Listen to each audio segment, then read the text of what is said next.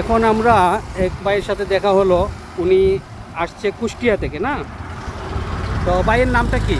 আমার নাম মোহাম্মদ মেহেদি হাসান। আচ্ছা আচ্ছা, তো আপনি কি বাংলাদেশ ভ্রমণে বের হয়েছেন? জি, আমার বাসা কুষ্টিয়াতে। আমি কুষ্টিয়া থেকে সাইকেল যোগে বাংলাদেশের 64 জেলা ভ্রমণে বের হয়েছি। আজকে আমার 36তম দিন, 31তম জেলা আপনার সিলেট। তো আমি এখন বর্তমান অবস্থান করছি লামাকাজি ব্রিজের উপরে। তো দাঁড়ালাম, আপনার সঙ্গে দেখা হলো। আচ্ছা আচ্ছা, তো আপনি এই পর্যন্ত কয়টা ডিস্ট্রিক্ট মারছেন বললেন? 31টা। মানে গতকালকে আমার সুনামগঞ্জ 30তম জেলা ছিল, আজকে সিলেট হবে 31তম জেলা। সিলেটে হচ্ছে 31তম, না? তো এখন আপনি আছেন ইয়েতে, আপনি কি পেশায় কি করেন? স্টুডেন্ট? আমি এবার পড়াশোনা শেষ করছি, অনার্স শেষ করছি কুষ্টিয়া থেকে। কুষ্টিয়া কোন ইউনিভার্সিটি? ইসলামী ইউনিভার্সিটি। আচ্ছা, কুষ্টিয়া আপনার আসলে স্পেসিফিক বাড়িটা কই, লোকেশনটা কই? একেবারে শহরের মধ্যে। শহরে, কুষ্টিয়া শহরে। তো এখন আপনি যাবেন আজকে সিলেটে, তো এখানে আপনি স্টে করবেন কই? সিলেটে আমার এক ভাই থাকে, তার বাসাতে। আর অন্য অন্য যে ডিস্ট্রিক্টে আপনি গেছিলেন ওইখানে কই স্টে করছিলেন? মানে সব জায়গায় আর কি পরিচিত মানুষ আছে, না হলে হোটেলে। পরিচিত মানুষ যারা পান তাদের কাছে স্টে করলেন অথবা হোটেলে করলেন।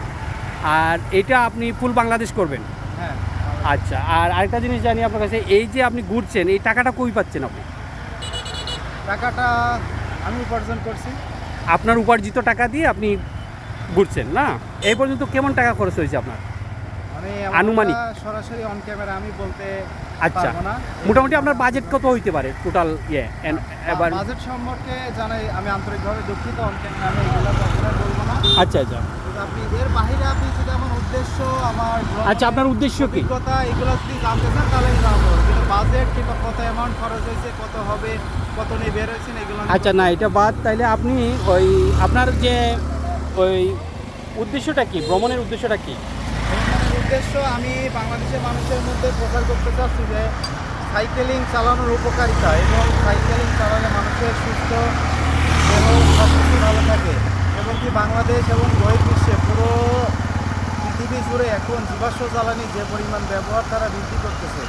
তো আমি চাই তারা এই এত পরিমাণ জীবাশ্ম জ্বালানি ব্যবহার না করে শহর কেন্দ্রিক যারা বসবাস করে, অফিস আদালত যারা নিজস্ব যানবাহন এবং পাবলিক ট্রান্সপোর্ট হিসেবে আপনারা যানবাহন ব্যবহার করে থাকেন, সেইগুলো না করে আপনার অল্প দূরত্বে যারা যান সেগুলো আপনার সাইকেল ব্যবহার করেন। এবং কি আমার দ্বিতীয় উদ্দেশ্য যে পলিথিন ব্যাগ বর্জন করে পাটজাত পণ্য ব্যবহারে আগ্রহী বাড়ানোর জন্য আমি আমার নিজে একটি পাটের একটি ব্যাগ বানাইছি, যাতে পলিথিন ব্যাগ মানুষজন এই আধুনিকতার সঙ্গে তাল মিলিয়ে যাতে পলিথিন বর্জন করে, সে আগেকার দিনে পাটজাত পণ্যে ফিরে আসে।